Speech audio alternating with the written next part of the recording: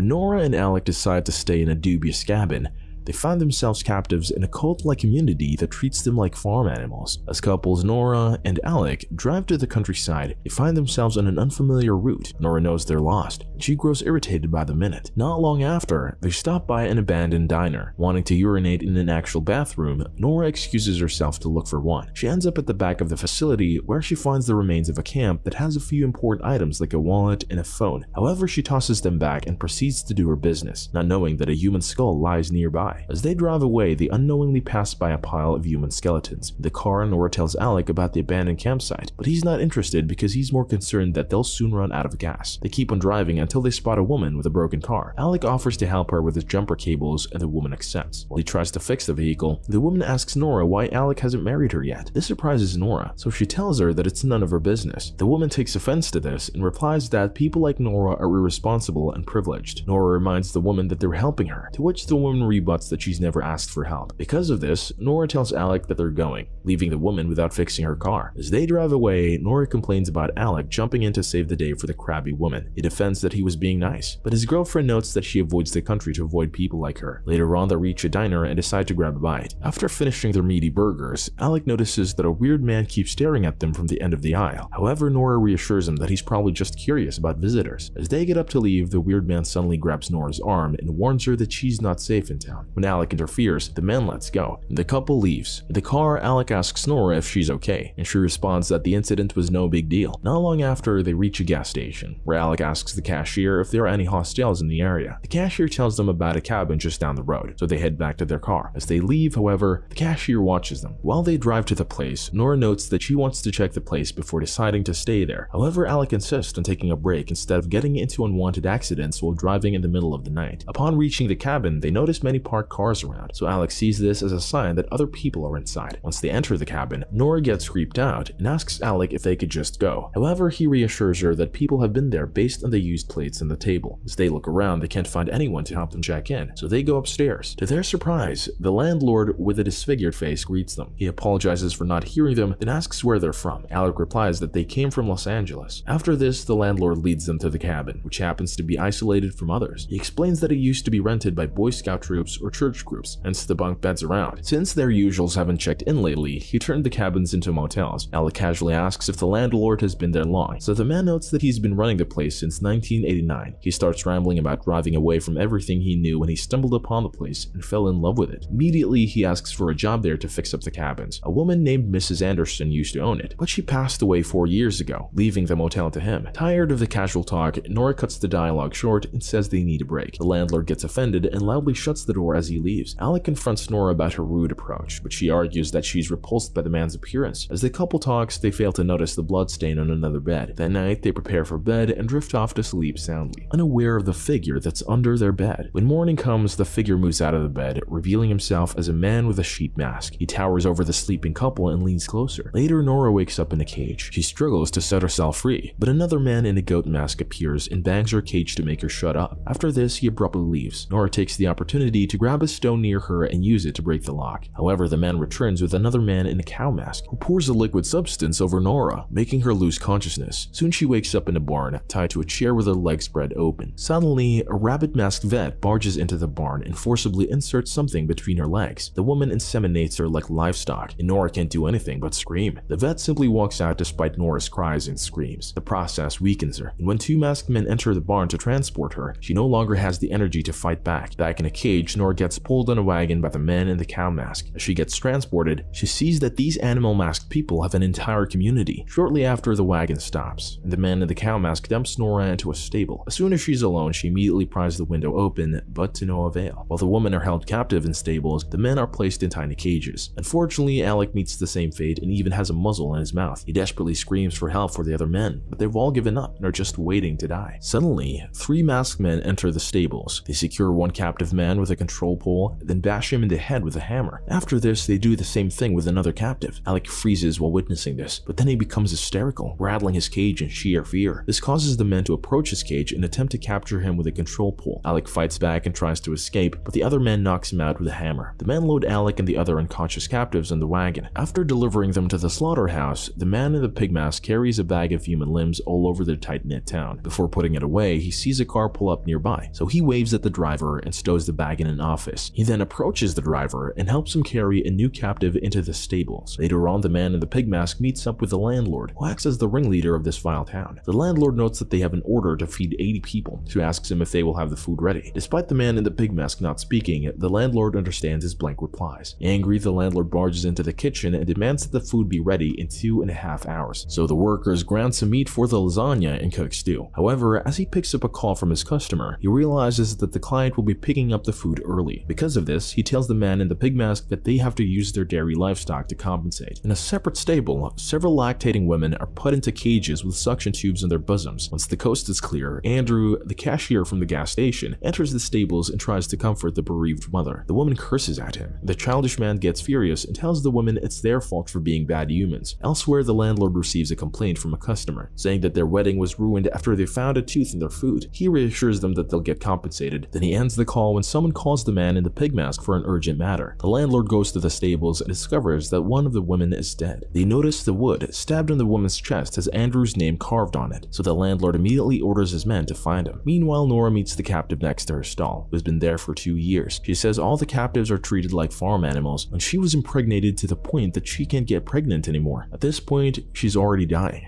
but she's more relieved than sad. After the woman tells her that there's no way out, Nora starts to panic. Suddenly, she hears another woman cry from a separate cell. The woman's name is Ashley, and she's been held captive for 2 weeks. Nora reassures Ashley that they will escape together. Elsewhere, Andrew plays with human heads when one of the landlord's men finds him. He cries, defending that the woman was mean, but the man still drags him out. Shortly after, the landlord reprimands him for wasting their resources. As a punishment, he's to help the farmhands in feeding the captives. However, he accidentally tips the bucket filled with food and immediately runs to avoid the consequences. The man in the pig mask looks for him and finds him running out of the greenhouse. Andrew rushes to the kitchen and hands him oregano to the landlord, who then thanks him for his thoughtfulness. The landlord decides to take care of Andrew and tells the man with a pig mask to dispose of the woman who can't produce milk. In the stables, men enter the stall next to Nora and tie the other woman up. Nora watches as the man in the pig mask slaughters her. Horrified, Nora sinks to the floor, barely able to process what's happening. Later, the men leave and the stables fall quiet. Suddenly, the door rattles and Nora cowers in fear. However, she feels relieved when she sees Alec, who tells her to escape with him. The two make their way out of the stables while avoiding the farmhands. Soon, they find a truck, but it won't start. A farmhand gets alerted when she tries to turn the engine on, so Nora assists the injured Alec in hiding. They go around the vehicle and see the farmhand mere steps away from them. Luckily, a bell rings in the distance and the man rushes away. They continue their escape and find a church. Thinking it's safe inside, Nora carries Alec into the church where they find pews covered in plastic. Nora checks the altar and finds a sharp object, while Alec notices the mural on the wall of what seems to be Jesus and his followers, but their faces are covered in animal masks. From the window, Alec spots the cow-masked man, so they hide just before he enters. Nora watches as the man sits in front to pray, so she takes a chance to escape while he's occupied. However, in their attempt, the floorboard creaks, and the man rings the church bells to alert the others. The couple desperately tries to escape, but Alec gets caught in a bear trap. Nora tries to help him, but as the farmhands approach, she has no choice but to save herself. Just then, the farmhands steam up, carrying a huge rock and dropping it on Alec's head. As she hears the crisp sound of his crushed skull, Nora continues her escape.